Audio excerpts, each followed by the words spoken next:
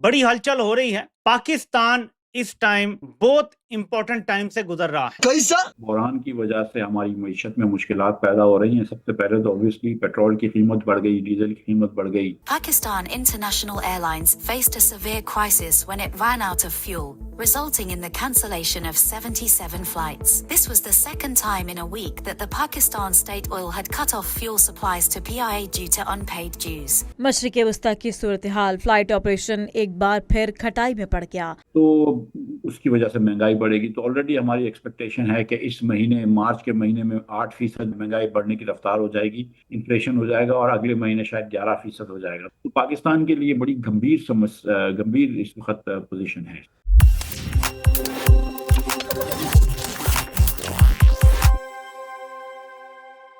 नमस्कार दोस्तों, स्वागत है आपके अपने चैनल पर।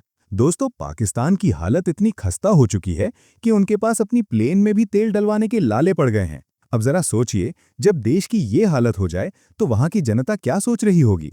इस पर पाकिस्तानी अपनी ही सरकार के कैसे मजे ले रहे हैं, ये जानेंगे आगे इस वीडियो में। तो दोस्तों, अगर वीडियो पसंद आए तो लाइक करें, शेयर करें और अपनी राय कमेंट में जरूर बताएं। और ऐसी ही धमाकेदार खबरों के लिए हमारे चैनल को सब्सक्राइब करना बिल्कुल ना भूलें। फिर मिलेंगे अगली वीडियो में, तब तक के लिए धन्यवाद। जय हिंद। इस वक्त पाकिस्तान बड़े मुश्किल वक्त में है। हमने देखा कि जब 55 रुपये पेट्रोल की कीमत में इजाफा हुआ तो हर पाकिस्तानी इससे इफेक्ट हुआ, जो भी पाकिस्तानी घर से बाइक पर निकलता है। अब आप क्या देख रहे हैं? इतने एविएशन फ्यूल को जो है वो बढ़ाने से ये फिर लोगों के लिए एयर ट्रैवलिंग अफोर्डेबल नहीं रहेगी। और चूंकि इंटरनेशनल लेवल पे फिर ये एयरलाइंस जो है वो कॉम्पिटिटिव नहीं रहेंगी, क्योंकि वो इंटरनेशनली जो एयरलाइंस हैं उनके लिए फ्यूल इतना महंगा नहीं है जितना पाकिस्तान में है। पाकिस्तान में बहुत ज़्यादा। पाकिस्तान के लिए जो है वो बहुत क्रिटिकल है कि ये कॉन्फ्लिक्ट जो है वो जल्द अज जल्द ख़त्म हो। 10 अरब की जो PIA बेची गई थी, अब PIA ख़रीदने वाले चेयरमैन आरिफ हबीब ग्रुप के चेयरमैन आरिफ हबीब साहब जो हैं वो कह रहे हैं कि जितना जेट फ्यूल महंगा हो गया है हम PIA नहीं चला सकते। उन्होंने कहा या तो जेट फ्यूल वापस सस्ता करें वरना PIA नहीं चलेगी, PIA बंद हो जाएगी। आप ज़रा ज़हन में सोचिए कि मरियम नवाज़ का एक जहाज़, अच्छा ये भी यहाँ बता दें, अगले व्लॉग में हम एक्सक्लूसिव स्टोरी आपके सामने मरियम नवाज़ साहबा के जहाज़ की भी और कुछ और जहाज़ों की भी रखेंगे। सबूत हमने इकट्ठे किए हैं जो किसी के पास नहीं होंगे, एक्सक्लूसिवली आपको दिखाएंगे, इंतज़ार कीजिएगा। बहरहाल, जिन्होंने 10 अरब के अंदर पूरी PIA ख़रीद ली और अब वो कह रहे हैं कि जेट फ्यूल महंगा हो गया तो हम PIA नहीं चला सकते। दुनिया की किसी एयरलाइन ने ये नहीं कहा, किसी एयरलाइन ने अभी तक, कि हम एयरलाइन नहीं चला सकते क्योंकि जेट फ्यूल महंगा हो गया।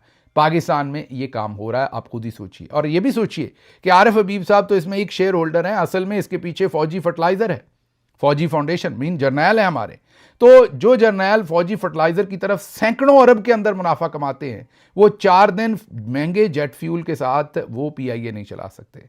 मतलब ये हालात हैं। चीनी वाले देख लें और फर्टिलाइज़र वाले देख लें, बिजनेसमैन देख लें खालिस या जर्नैल देख लें, सभी टीका ठोकने पे लगे हुए हैं पाकिस्तानी अवाम को। सभी जो है वो हम पर सोर वर्दी छोड़े खड़े हैं। अवाम पे छोड़ना तो सोर वर्दी को ट्रंप पे था, लेकिन अवाम के ऊपर सोर वर्दी नाम का जो मज़ाइल है वो इन्होंने सब ने छोड़ा हुआ है। हाई ऑक्टेन के साथ इन्होंने जो किया, उसके बाद PIA जिन्होंने खरीदी है उन्होंने रुला डाल दिया। वो आरिफ हबीब साहब आए, उन्होंने कहा जी इस कीमत के ऊपर तो हम PIA को चला ही नहीं सकते, PIA तो बंद हो जाएगी, वो तो खसारे में चली जाएगी।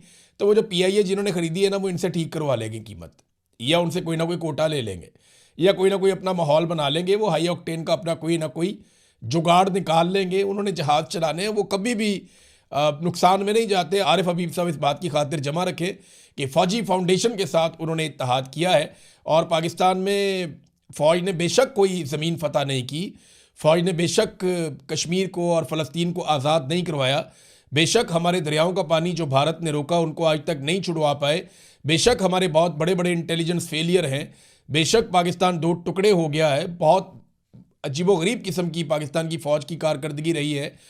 लेकिन इसके बावजूद अच्छी भी रही है बाद औक़ात। ये अभी तैयारे गिराए थे इंडिया के, उससे पहले 1965 में हमने बड़ी तगड़ी जंग लड़ी है, हमारे लोग बड़ी बहादुरी से लड़ते भी रहे, ये बात भी ठीक है। लेकिन कोई ऐसा कारनामा नहीं है जिसको हम कहेंगे ये इलाका पूरा ऐसा है जो पाकिस्तान की फ़ौज ने फ़तह किया है। पाकिस्तान जब बना था ना तब बड़ा था, आज छोटा है। चाहे आप जाके इसको नाप लें गिलगित बल्तिस्तान में, जहाँ पे आपके ग्लेशियर्स हैं, वहाँ पे जो इलाके हमारे हुआ करते थे वो अब इंडिया के कब्ज़े में हैं। चाहे आप इसको नाप लें रकबे के नुक्ता नज़र से, पूरा का पूरा बांग्लादेश टूट के अलग हो गया, एक अलग मुल्क बन गया, तो पाकिस्तान की ज़मीन गई है, पाकिस्तान को ज़मीन मिली नहीं है। जब से पाकिस्तान बना उसके बाद से लेकर अब तक पाकिस्तान छोटा हुआ, बड़ा नहीं हुआ। फ़ौज का काम था कि पाकिस्तान की ज़मीन की हिफाजत करती, लेकिन बदकिस्मती से नहीं हो पाया। लेकिन फ़ौज ने कारोबार में कभी नुकसान नहीं किया। आज तक एक भी कारोबार ऐसा नहीं है जहां फ़ौज को नुकसान हुआ, चाहे DHA हो, चाहे इनका खाद बनाने का कारोबार है, चाहे बैंक का कारोबार है, चाहे एजुकेशन का कारोबार है, चाहे सड़कों का कारोबार है, कंस्ट्रक्शन का कारोबार है, और बेशुमार दूध का कारोबार है, मक्खन का कारोबार है, बहुत सारे कारोबार हैं। अब तो उसमें भी आ गए हैं ये जो मोबाइल फ़ोन कंपनी है वो भी एक बनी हुई है, तो बड़ा कारोबार है। सियाहत का कारोबार में भी आ गए, अब तो ज़राअत के अंदर भी आ गए हैं, मादनियात के अंदर भी आ गए। तो फ़ौज को कभी नुकसान नहीं होता, या ना फ़ौज के ज़ेली इदारे को नुकसान होता। बेफिक्र हो जाए आरिफ हबीब साहब, ये आपका मामला हल हो जाएगा। अब जरा सुन लें थोड़ी सी और बात भी। पाकिस्तान के माशी हालात बहुत खराब हैं। 129 अरब की सब्सिडी दी जा चुकी है पेट्रोल डीजल वगैरह की कीमतों पर। मजीद देने की सक्कत और अहलियत खत्म हो चुकी है। इनकी उम्मीद ये थी कि तेल ज्यादा से ज्यादा 80 नहीं तो $90 पे चला जाएगा। ब्रेंट की कीमत 112 है जब मैं आपसे अभी बात कर रहा हूँ। जो ये ओमान का या UAE का तेल खरीदते हैं उसकी कीमत तो 140-45 पे पहुंची हुई है। पाकिस्तान ये अफोर्ड नहीं कर सकता। एक तो हमारा बिल 8-9 अरब डॉलर बढ़ जाएगा अगर ऐसी कीमतें रहती हैं। ये लाजमी नहीं है कि साल ऐसी कीमतें रहें, लेकिन अगर यहाँ रहती हैं तो 8-9 अरब डॉलर हमारा बिल बढ़ जाएगा एक्सटर्नल, लेकिन इंटरनली कीमतें बढ़ानी पड़ेंगी या कोई लॉकडाउन की तरफ जाना पड़ेगा ताकि पेट्रोल और डीजल का इस्तेमाल कम हो जाए तो सब्सिडी जारी रखी जा सके। सब्सिडी जारी रखना तो इंडेफिनेट पीरियड के लिए नामुमकिन है, तो कीमतों ने ऊपर जाना है, विच मीन्स मुकम्मल तबाही की तरफ हम जा रहे हैं। इन्होंने जो टैक्स इजाफी इकट्ठा किया था वो सारा सब्सिडी में लगा दिया है। इस टाइम पाकिस्तान की माशी सूरत हाल, महंगाई की सूरत हाल, गुर्बत की सूरत हाल, बेरोजगारी की सूरत हाल, अफरा तफरी की सूरत हाल, अवामी नफरत की सूरत हाल, हर चीज में ये हुकूमत अपने कमजोर तरीन टाइम से गुजर रही है, क्योंकि सूरत हाल हर तरफ से नजर आ रही है कि ये बहुत बुरे फंसे हुए हैं। पाकिस्तान अफोर्ड नहीं कर सकता जो सूरत हाल बन चुकी है इस टाइम तेल और गैस की आलमी मंडी में।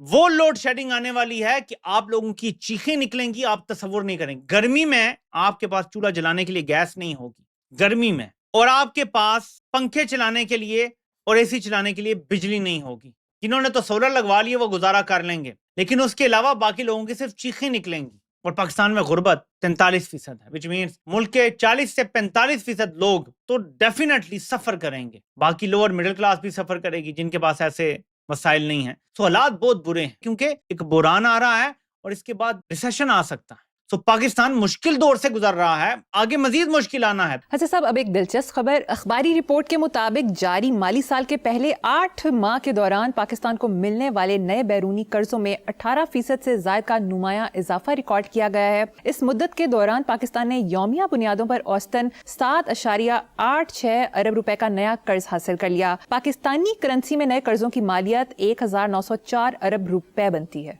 अच्छा, आम आदमी तो समझ भी नहीं आना। लेकिन देखो बात सुनो, मकरूजों की कौम को ये कर्ज मुबारक हो। ये नहीं कि ये फॉर्म 47 से पहले भी तो आते रहे ना, तब तो फॉर्म 47 नहीं होता था, अब तो हो गया है, उसको छोड़ दो। पहले इन्हें कभी ख्याल नहीं आया कौन लोग हैं, कहाँ से आए हैं, बैकग्राउंड क्या है, कितने पढ़े लिखे हैं, इनकी तारीख क्या है ना, भुगतो। और ये हमारे यहाँ में बड़े बड़े पढ़े लिखे अच्छे खासे लोग हैं, उनको मैं कभी सुनता हूँ गुफ्तगू कर रहे होते 25 करोड़ होगा। अकल करो, ये कम से कम 28-29 करोड़ होगा, तकरीबन 29। कैलकुलेट करके देख लो, 25 करोड़ 29 करोड़ मकरूजों को मुबारक हो। अब ये सुन लो, ये हमारे दीन में है मुहावरा है, मकरूज ज़िबा किए हुए जानवर की मानंद होता है, इनको मुबारक हो। आई थिंक ज़ाहिर है अब पाकिस्तान का अनफॉर्चुनेटली जो पॉलिटिकल सिस्टम है वो इतना एफिशिएंट नहीं है, और उसकी वजह से हमको बहुत मसाइल आते रहे हैं। और वो जो आप ये कह रहे हैं ना कि कभी हम जो है चीज़ें ऊपर देखते हैं कभी नीचे देखते हैं, इसमें एक बड़ा फैक्टर इसका भी है कि हमारी जो है वो पॉलिटिकल स्टेबिलिटी का ना होना।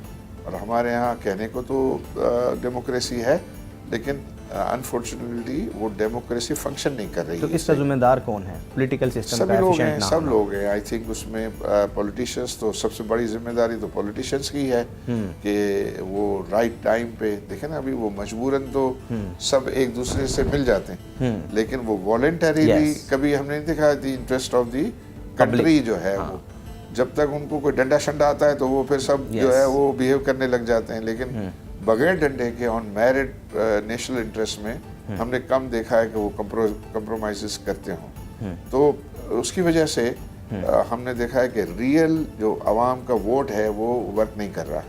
खत्म, bye bye, tata, goodbye, गया।